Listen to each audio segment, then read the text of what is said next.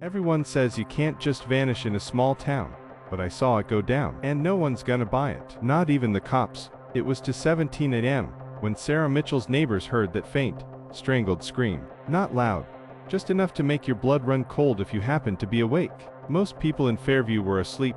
Quiet cul-de-sac, picket fences, kids sleeping, and a whole lot of secrets. But me, I was wide awake, scrolling my phone like a lot of people do these days. And then, that sound. At first, I thought it was one of those drunk college kids stumbling home.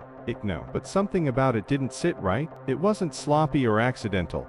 It was sharp, deliberate, like someone fighting for their life. I lived 2 houses down, and I could see the soft glow of Sir's porch light cutting through the darkness. Her little dog, a scrappy terrier named Max, was barking non-stop. Normally, that wouldn't mean much. Max liked to bark at shadows.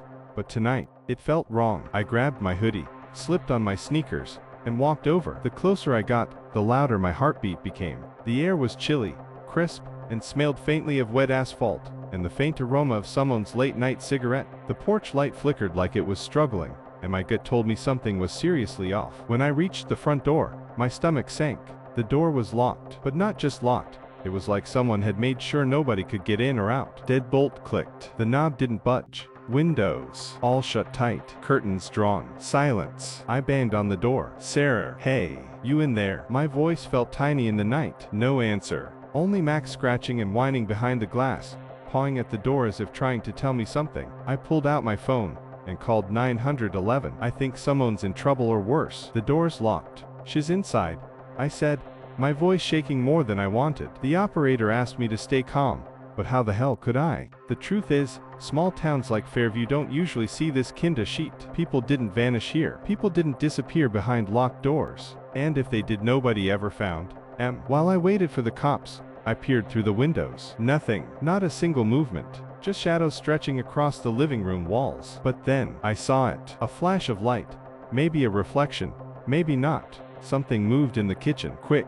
Too quick for a human. My heart froze. I stepped back, almost tripping on the welcome mat. Something about the way the house felt, like it was alive, like it was aware I was there, sent chills straight down my spine. And that's when I realized, this wasn't just a missing person case. This was something darker, something calculated. By the time the police arrived, I could barely form words. The door, it's locked. She's inside. I swear. I blurted out. They were calm, professional, but I could tell even they were a little rattled. One officer tried the door, jiggled the knob, and nothing. Deadbolt. Secure. Locked from the inside. This doesn't happen, he muttered under his breath, glancing at his partner. Locked from the inside. They called for backup. Cameras, forensics, the whole 9 yards. And as we waited, I felt eyes on us, like we were being watched from somewhere nearby. Nobody said it, but everyone knew.